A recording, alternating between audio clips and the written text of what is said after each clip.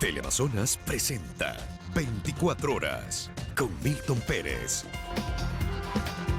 Empezamos, amigos. La comandante general de policía compareció ante la Asamblea Nacional y defendió el proceso que se realizó para el concurso de ascenso de generales, mientras la ministra de Gobierno dijo que se requiere asistencia penal internacional para conocer los nombres de generales que estarían involucrados con narcotráfico.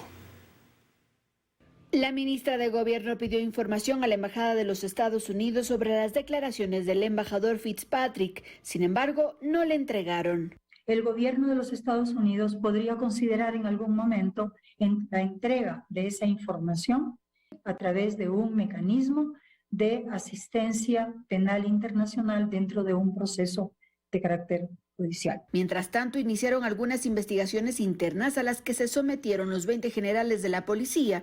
Se levantó el sigilo bancario de sus cuentas personales y de sus familiares y están a la espera de un estudio especial de la Contraloría, la UAFA y la Superintendencia de Bancos. Hay que esperar que se produzcan, que se entreguen los informes de todas las investigaciones que se encuentran en curso y una vez que tengamos esa información, iniciaré la denuncia si es que hay lugar de conformidad con ellos. A uno de los generales que se les retiró la visa también compareció.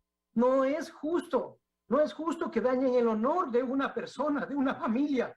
No es justo. Mi hijo de 13 años no tiene que pasar esa vergüenza. Esa es la realidad, señores. Si quieren meterse conmigo, métanse conmigo, pero no con mi familia. Él es uno de los generales cesados sobre el concurso de ascenso de generales y dijo que sí hubo irregularidades al respecto y que merecía mejores calificaciones. Por su lado, la comandante de la policía negó dichas irregularidades y señaló que el 75% de la nota es sobre desempeño y el 25% restante sobre su ejercicio y desarrollo profesional. Sostuvo que se realizaron pruebas como la del polígrafo. ¿Y qué parámetros mide? Si hemos tenido beneficios ilegales, si hemos cometido algún delito o si hemos entregado información con fines ilegales.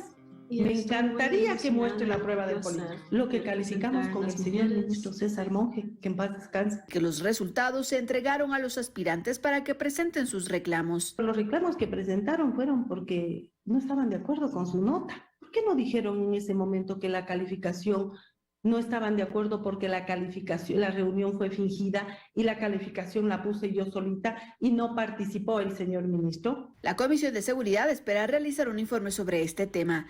En Quito, Andrea Samaniego, 24 horas.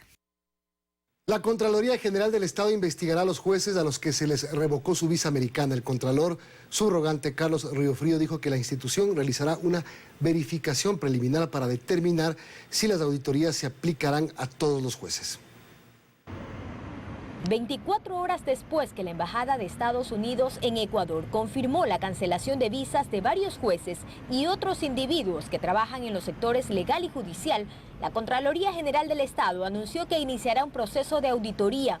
Este miércoles, en el espacio de los desayunos de 24 horas, el Contralor General subrogante, Carlos Riofrío, detalló que la institución hará una verificación preliminar para determinar contra quiénes se iniciarán los exámenes. Nosotros estamos analizando para hacer una verificación preliminar y también determinar exactamente a cuáles jueces o si es a la totalidad de jueces los que vamos a iniciar acciones de control para determinar, para analizar las declaraciones patrimoniales que ellos hayan presentado.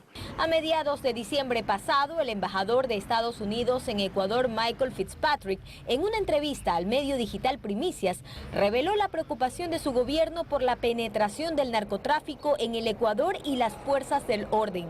Dijo que cuando tenemos evidencia e información contundente en estos casos, estamos quitando visas. Nadie puede esconderse detrás de una túnica judicial para cometer crímenes.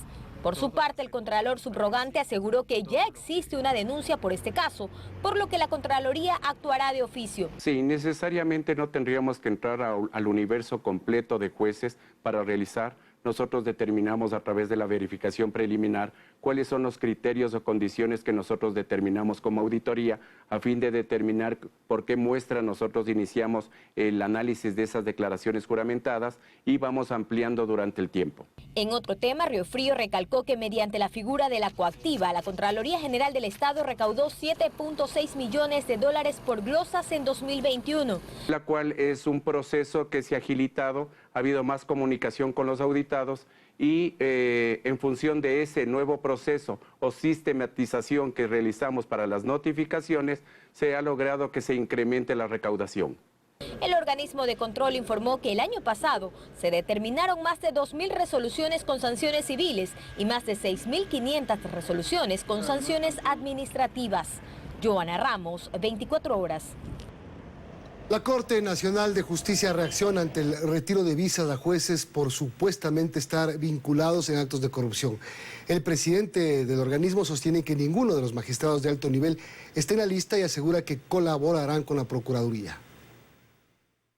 Este comunicado, donde la Embajada de Estados Unidos reitera que retiró la visa a miembros de la función judicial en la lucha contra la corrupción, tiene respuesta de la Corte Nacional de Justicia. Hoy los magistrados se reunieron y se pronunciarán. Si es que existen irregularidades, pues naturalmente tendrán que investigarse y llegarse a determinar en casos concretos. Eso nos parece a nosotros que es una posición jurídica de transparencia y de justicia abierta que debemos tener. Según el presidente del organismo, ninguno de los jueces de alto nivel está en esta lista. No hay ningún juez de la Corte Nacional de Justicia de ese nivel que tenga en este momento revocado su visa.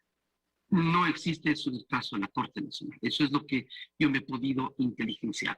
Mientras, para analistas, la postura de Estados Unidos solo confirma sospechas. La resolución, la decisión que ha tomado la embajada no hace sino, como le digo, confirmar esta lamentable mala imagen. Saquicela sostiene que más allá de responder a sospechas, colaborará con la investigación del procurador. No vaya a ser que esto dé paso a que de forma caprichosa cualquier sector ciudadano o político pretenda deslegitimar y afectar a la institucionalidad, no por nosotros, sino por un país y por un Estado democrático. Pérez Luz cree que Estados Unidos está en su derecho de reservar la identidad de los jueces. Entre otros motivos porque probablemente no es que tengan pruebas contundentes, 100%, no sean, pero sí existen serios indicios, que ya es bastante, serios indicios de corrupción. Y a él no le sorprende que dentro del retiro de visas se haya sancionado también a abogados. Muchos abogados participan activamente en actos de corrupción. Esperan que esto no quede solo en lo mediático, pues si eso ocurre, lo que pasará al final es que jueces corruptos seguirán manejando procesos judiciales en Ecuador, pero sin visa. Dayana Monroy, 24 horas. Seguimos hablando de temas judiciales. Para otorgar una mayor rapidez en el despacho de causas del Consejo de la Judicatura, confirmó mediante un sorteo los tribunales fijos que trabajarán en la provincia de Pichincha. Este proceso concluirá a nivel nacional en marzo.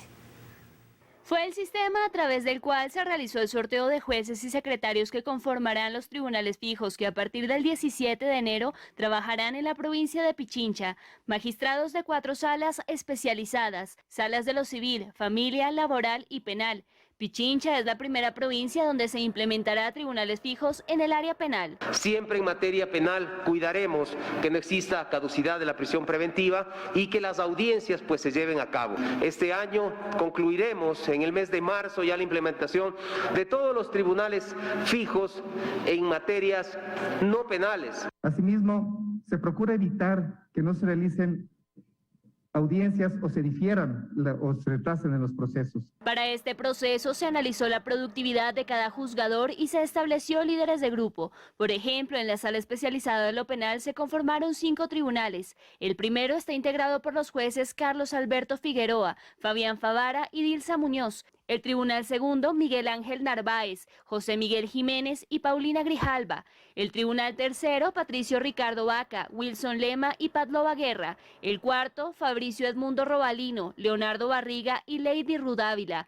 Finalmente, el tribunal quinto, Maritza Romero, Juana Narcisa Pacheco y Ana Célida Burbano. Esto es eficiencia. Este cambio de modelo de gestión que ha generado una problemática de alto impacto en el nivel de productividad. que el sistema de tribunales fijos garantizaba una mayor prestación del servicio, pues posibilitaba mayor cantidad de agendamientos de audiencias. En su intervención, la presidenta del Consejo de la Judicatura aseguró además que quiere dar un mensaje de tranquilidad a los jueces provinciales, pues se avecina un proceso de evaluación. Sin embargo, recalcó que confía en su excelencia. En Quito, Daniela Valencia, 24 horas. La Corte de Pichincha elegirá este viernes al juez o jueza que ocupará la presidencia del organismo por los próximos 2 años. El reemplazo de Vladimir Jaya estará entre 3 candidatos. Hoy veremos quién es Óscar Chamorro, juez de la Corte desde 2012. En los últimos 10 años ha dedicado su actividad a la Corte de Pichincha en la sala de lo laboral. Óscar Chamorro es el único de los candidatos que ha emprendido una campaña audiovisual interna en la Corte de Pichincha. Los insumos normativos para una correcta evaluación del desempeño.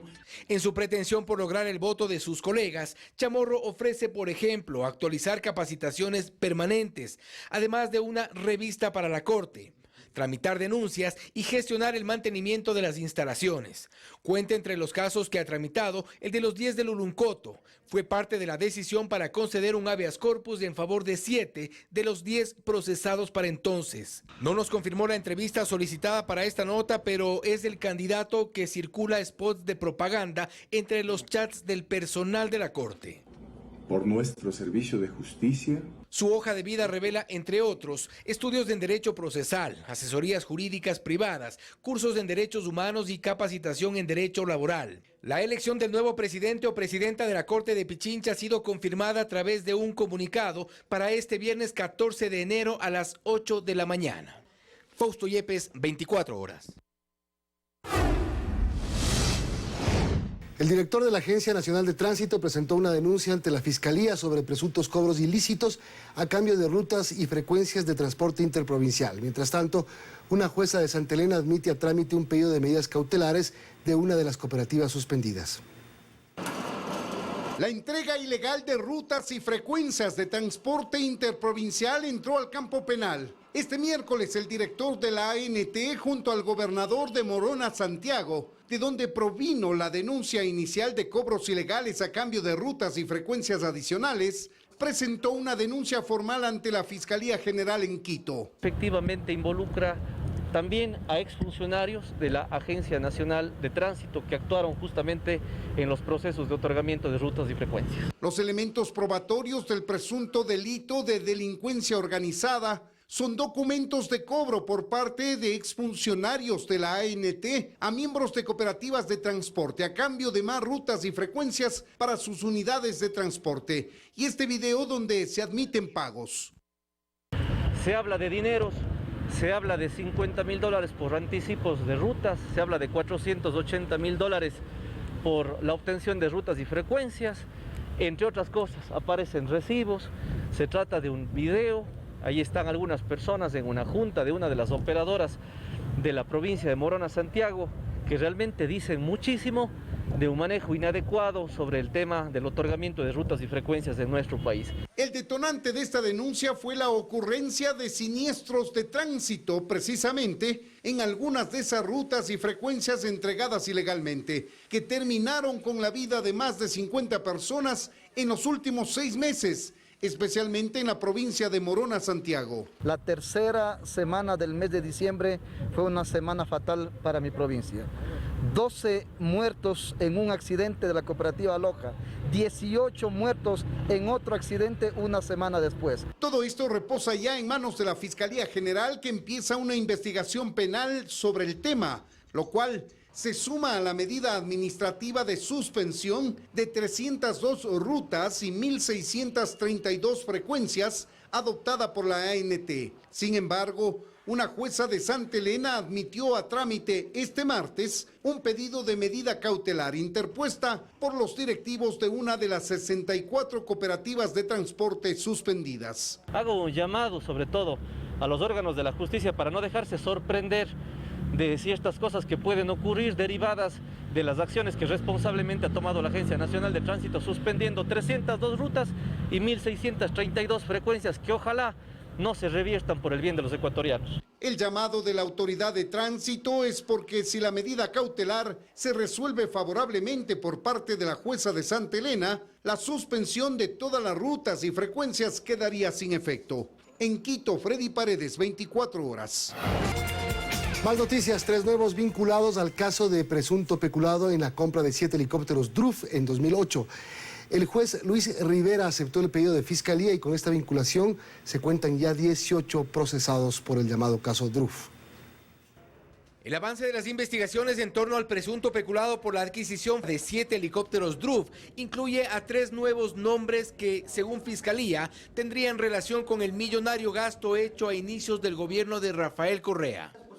Se trata de Alonso Espinosa, general de la Fuerza Aérea Ecuatoriana en servicio pasivo, encargado de la materialización del contrato con el que se adquirieron los helicópteros. Es una incongruencia, porque la Fiscalía no ha resuelto procesar a la comisión delegada para la recepción de los helicópteros, pero sí considera relevante lo que hizo el general Espinosa, no siendo parte de esa comisión. Pensamos que esto solamente es una reacción a la presión mediática que existe alrededor del general Espinosa. Pero la decisión del juez Luis Rivera también se encaminó a incluir en el proceso a Antonio Puga Dávila, general de la Fuerza Aérea Ecuatoriana. Fue jefe del proyecto de adquisición de estos helicópteros, además del representante de la empresa HAL, Juan Antonio Cortés. Este último, según las primeras investigaciones, presidía además la empresa Sumil, dedicada a la importación y comercialización de repuestos y accesorios militares. Lo cierto es que la fallida inversión de más de 42.5 millones de dólares en la adquisición de 7 helicópteros DRUF tiene ahora a 18 procesados y entre ellos a los exministros de Defensa Javier Ponce y Wellington Sandoval. Sobre los 3 nuevos vinculados al caso, el juez nacional Luis Rivera ha dispuesto medidas cautelares como prohibición de salida del país, la presentación periódica ante la Corte y la prohibición de enajenar bienes hasta por 500 salarios básicos unificados. Las mismas medidas que pesan sobre el resto de los procesados. Recordemos que según las denuncias de esta adquisición incumplió más de una treintena de requisitos técnicos. De los 7 helicópteros, 4 se accidentaron y 3 están inutilizados. Su venta también ha sido prohibida por disposición legal. En Quito, Fausto Yepes, 24 horas. El Ministerio de Salud informó que este lunes se dio el mayor aumento de contagios de COVID-19 a nivel nacional desde el inicio de la pandemia. Frente a la situación epidemiológica, aconsejan los cuidados para prevenir este contagio. Las cifras de contagio de COVID-19 en Ecuador son las más altas desde el inicio de la pandemia. Sin embargo, explica el subsecretario nacional de Vigilancia Epidemiológica, el número de ocupación de camas no es alto. Este aumento de 4.253 casos es el número más importante en número de casos que tenemos a nivel nacional desde que inició la pandemia. Vamos a tener números similares durante al menos esta semana o probablemente la próxima. Sin embargo, también hay que recalcar que el número de ocupación de camas no es tan alto. Además, actualizó los datos de mortalidad. Nosotros hemos reportado hasta la fecha 27 pacientes fallecidos durante este nuevo año. Y sobre la relación de la vacuna con los contagios y la variante Omicron, aclaró a la ciudadanía la casuística que se ha registrado. El 50% de personas que están en cuidados intensivos sin vacuna y un tanto más de personas que no tienen el esquema completo. Y para retomar las actividades, los médicos tienen un pedido. No se necesita hacer pruebas de PCR de antígeno para restablecerse a sus lugares de trabajo o actividades normales. Porque lamentablemente muchas empresas están solicitando esto en las unidades de salud. E insisten en las medidas de autocuidado en torno a las mascarillas, el lavado de manos, la ventilación y un tema del que se ha hablado poco, el manejo del estrés y la ansiedad. No tratar de al paciente dejarlo solo en el contexto de no poder ni siquiera conversar. O sea, a veces estando en la misma habitación, uno desde fuera puede decirte cómo estás o entablar una conversación, porque eso también implica un poco de manejo del estrés. Recuerdan además identificar las necesidades de cuarentena, aislamiento e insisten en que los ciudadanos eviten la automedicación y acudan al centro de salud en caso de requerir un diagnóstico médico. En Quito, María Gracia Acosta, 24 horas. Al menos 15 o 30 días debe esperar un paciente que ha tenido gripe o COVID para colocarse alguna dosis de la vacuna, mientras que los tiempos para realizarse las pruebas de COVID y evitar un falso negativo va a depender si es antígeno o de PCR. En el siguiente reportaje los explicamos. Pese a lo mucho que se habla de COVID-19, aún hay dudas vigentes. La más recurrente, la que se centra en identificar el tiempo correcto en el que debo realizarme una prueba de COVID. Siempre es mejor hacer la prueba, sea esta PCR o antígeno, teniendo síntomas. Pero si no tengo síntomas y quiero descartar estar contagiado luego de un contacto con alguien COVID positivo, debo esperar 5 días. Lo que se recomienda es esperar 3 a 5 días hasta que aparezcan los síntomas, o hacerse la prueba después de ese tiempo, porque no inmediatamente soy positivo después de haber tenido exposición. Los médicos actualmente incluso han identificado casos donde el paciente refleja un resultado negativo, pese a sí estar contagiado. La posibilidad de positividad de las pruebas va relacionado más que nada con la carga viral en las fosas nasales. Basado en esto, si tú tienes una enfermedad leve, poco sintomática y encima de todo estás vacunado, es muy frecuente que estas personas den negativo en las pruebas. Otra de las dudas gira en torno a cuántos días soy contagioso. El periodo definido con Omicron es de 10 días.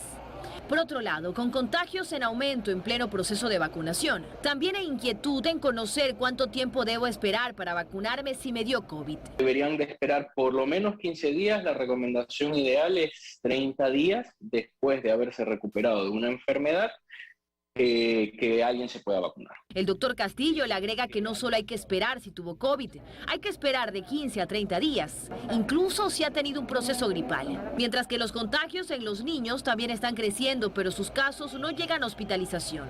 En ellos, el virus presenta síntomas similares a una gripe y en algunos casos son asintomáticos, transmisores del virus. Dayana Monroy, 24 horas. Seguimos, amigos. En Quito hay 15 puntos habilitados por el IES donde los usuarios pueden acudir y validar su certificado médico. No es obligatorio que acuda de forma presencial. Incluso si el reposo no sobrepasa los 3 días, puede hacer el trámite de forma virtual. Cientos de personas afiliadas al Instituto de Seguridad Social del IES continúan llegando hasta los dispensarios médicos para realizar el trámite de validación de certificados. Llego a validar un certificado médico. ¿Qué problema tiene? Fue por Omicron, por COVID. En el dispensario médico de la Mariscal, en el norte de Quito, encontramos algunos usuarios del IES, incluso contagiados de COVID-19. Lo que estamos en esta fila somos solo los COVID positivos. Este proceso permite beneficiarse de los subsidios del Seguro Social, pero se quejan de la falta de agilidad en la atención. Hay demasiada gente, se está aglomerando. Entonces, como ves, nos tienen aquí haciendo fila. Desde el IES informaron nuevamente que no es necesario que las personas enfermas acudan. Si el reposo médico que usted recibió fue de 4 o más días, ahí sí tiene que hacer el trámite de forma presencial en los puntos de atención del IES, pero no es obligatorio que el paciente acuda, pues puede ir un familiar. No puede ser un conocido, trae la cédula de la persona que viene, la cédula del afiliado que está con la enfermedad, el certificado médico y, de ser el caso, el examen que se realizó. Si el reposo médico es de 1 a 3 días, puede validar su certificado ingresando a www.ies.gov.es. Te aparecerá un anuncio con acceso directo al trámite. Digita tu número de cédula y clave personal. Luego ingresa a subsidio monetario, alternativa registro de certificados. Ingresa a fecha de reposo médico y tipo de certificado. Luego ingresar el documento en formato PDF. El Instituto Ecuatoriano de Seguridad Social tiene habilitados algunos puntos en la ciudad de Quito para que usted pueda realizar la validación de su certificado. En el Hospital del Día del Batán, también en Cotocollao, en el sector de Chimbacalle, en el Comité del Pueblo, en el Hospital del IES Quito Sur y también en el Hospital de San Francisco, entre otros lugares.